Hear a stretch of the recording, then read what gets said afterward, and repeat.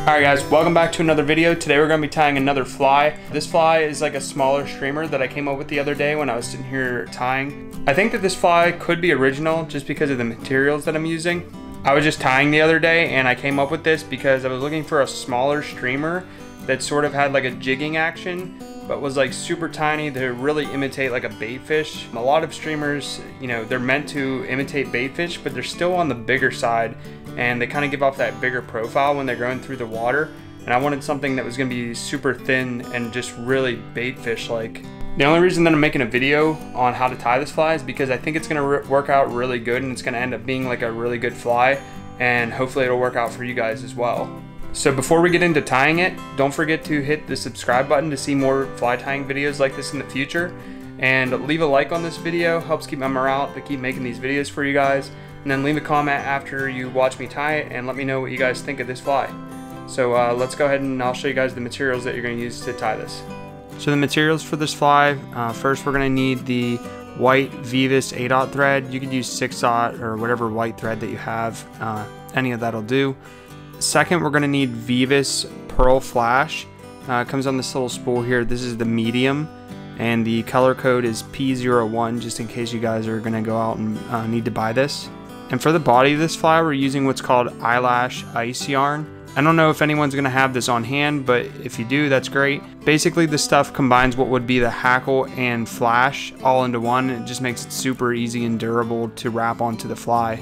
And then for our hook, we're going to be using an Orientsun 5220 size 8, and the bead is a 3.8mm tungsten slotted bead in silver. So without further ado, let's go ahead and get to tying this fly. Alright, so we're going to go ahead and start this fly off. We're going to go ahead and start by putting our hook in the vise here upside down. This is just so we can slip our bead on here a lot easier.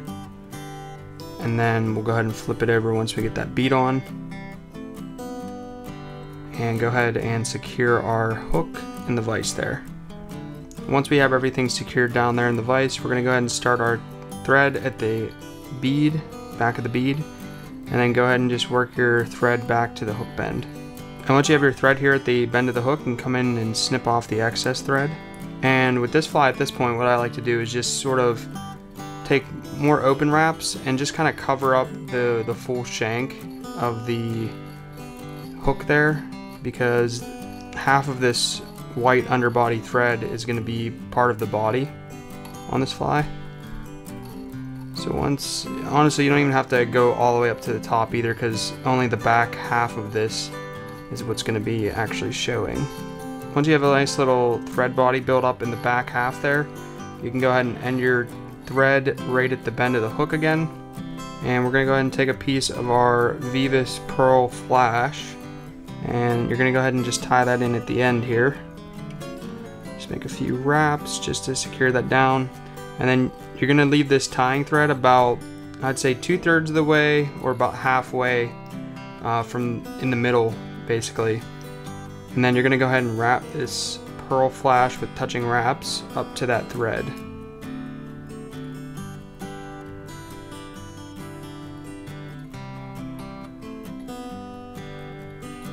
That's good right there. We'll come in with our thread and just tie that off with a few tighter wraps. And then we'll snip off that excess pearl flash. So at this point, basically, you could, if you wanted to do this underbody like orange or red or green, like a fluorescent color, you could basically make this body a hotspot, and that pearl flash will kind of make whatever color you put under there like a flashy hotspot, because this part of the fly with the flash on it is going to be like act as like the minnow body. So whatever you want the hotspot to be for this fly, you basically just use that as your first thread, then you whip finish here, cut that off, and switch to the white thread. So next we're going to go ahead and get a piece of our ice eyelash yarn, and this stuff gets a little weird to work with. You kind of have to just peel all this yarn and flash backwards to make yourself like a little tie-in point. And once you do that, I mean, even if you just get this, peel all this back and then come in with your scissors and just snip off like the end a little bit, it'll make it more of like it makes it more tidy to tie in. And you're going to tie that in just so that up to the bead head. Basically, you want the rope touching the end of the bead, and give that a few tight wraps there, and then move your thread to the top, just kind of pushing all of that, the rest of the yarn down, and then just end your thread there at the base of the bead. And what you're gonna do is when you wrap this, so that's the underbody, that's like the little minnow body that is gonna be shining underneath, and then you're gonna just take this stuff, and as you're wrapping it, just pull the fibers, like the yarn and the flash back, and you're only gonna make about 4 to 6 wraps depending on the size that you're tying. For this size 8, we're probably gonna take about 4 or 5, so I think that's 4 there. And then we'll end it on 5 right behind the bead, right there. And then we'll come in with our thread and just tie that off. With a few, you might have to take a few more wraps with this stuff because it's a little thicker. And then come in and snip the excess off. And then at this point, you can use your fingers to peel all of that back, and then give it some real tight wraps. Make sure you get all those fibers pointing backwards though. And you can even work your thread just a tiny bit backwards over them so that they are facing backwards. And then once you have that all cleaned up there on the head, you can go ahead and get your whip finisher. Come in, whip finish that about 3 or 4 turns. Pull that tight and snip off the thread. For the hotspot on the underbody, if you wanted to add that hotspot to the collar as well, you know, just don't switch the thread, just use that thread throughout the whole fly.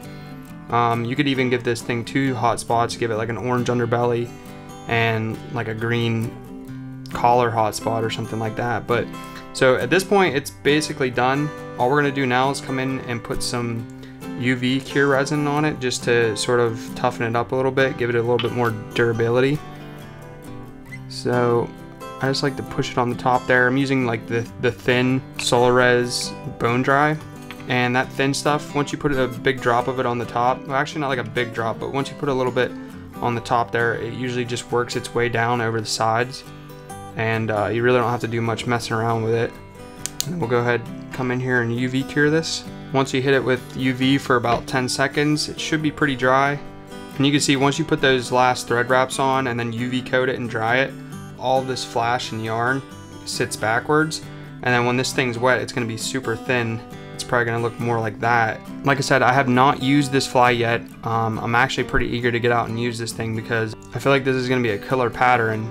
I could see myself using this in shallower, faster riffles and sort of stripping it across riffles real fast.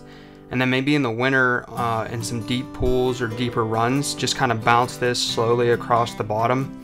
And because of its small size and like the realistic look to it, I think that fish will take to this pretty well. And that's gonna be it for this one. Don't forget to hit the subscribe button if you want to see more videos like this in the future. Go ahead and smash the like button, helps let me know that you guys really like these videos. And then leave a comment to let me know what you guys thought of this pattern. And then until next time, peace.